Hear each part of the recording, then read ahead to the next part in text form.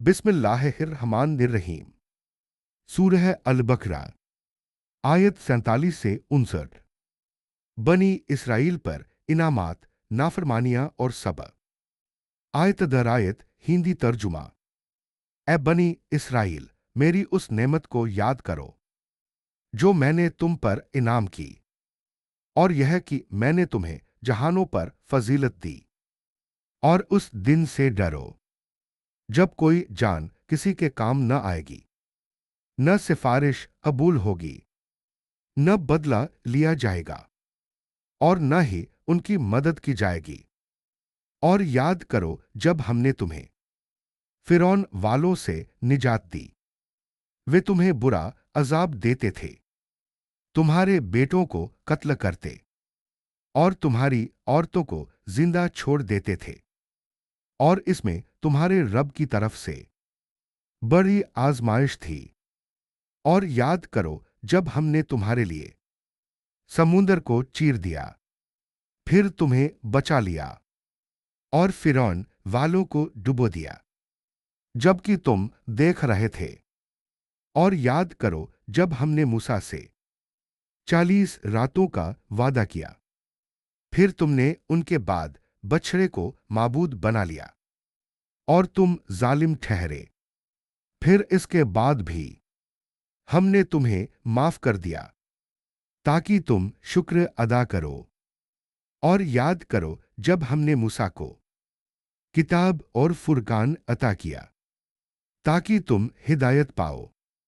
और याद करो जब मूसा ने अपनी कौम से कहा, ए मेरी कौम, तुमने बछड़े को माबूद बनाकर अपने ऊपर जुल्म किया है, तो अपने पैदा करने वाले की तरफ तौबा करो और अपने नफ्सों को कत्ल करो। यही तुम्हारे लिए बेहतर है तुम्हारे रब के नजदीक। तो उसने तुम्हारी तौबा कबूल कर ली, बेशक वह बहुत तौबा कबूल करने वाला बड़ा मेहरबान है। और याद करो जब तुमने कहा, ए मूसा, हम हरगिज ईमान नहीं लाएंगे जब तक अल्लाह को खुली आंखों से न देख ले। तो तुम्हें कड़क ने आ लिया जबकि तुम देख रहे थे।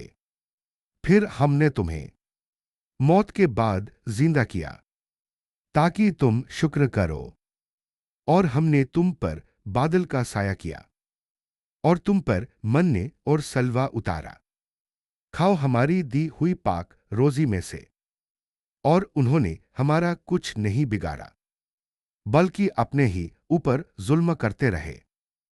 और याद करो जब हमने कहा, इस बस्ती में दाखिल हो जाओ और जहां से चाहो आराम से खाओ, और दरवाजे में सजदा करते हुए दाखिल हो, और कहते जाओ हित है, हम तुम्हारे गुनाह माफ कर देंगे और नेकियों वालों को और ज्यादा देंगे। फिर जालिमों ने उस बात को बदल दिया जो उनसे कही गई थी, तो हमने उन पर आसमान से एजाब उतारा इस वजह से कि वे नाफरमानी करते थे। आसान तशरीह समझ। नेमतों की भरमार, आयत 47 से 50। अल्लाह ने बनी इसराइल को निजात, आजादी और मोज़िज़े दिए, लेकिन नेमत के साथ जिम्मेदारी भी होती है। शिर्क और नाफरमानी, आयत 51 से 55। बछड़े की इबादत सबसे बड़ी गुमराही थी। इल्म और मोज़िज़े होने के बावजूद घमंड और जिद ने उन्हें भटका दिया। तौबा और रहमत, आयत 52 से 54। अल्लाह ने सख्त गलती के बाद भी तौबा का दरवाजा खोला। यह उसकी बेइंतहा रहमत है।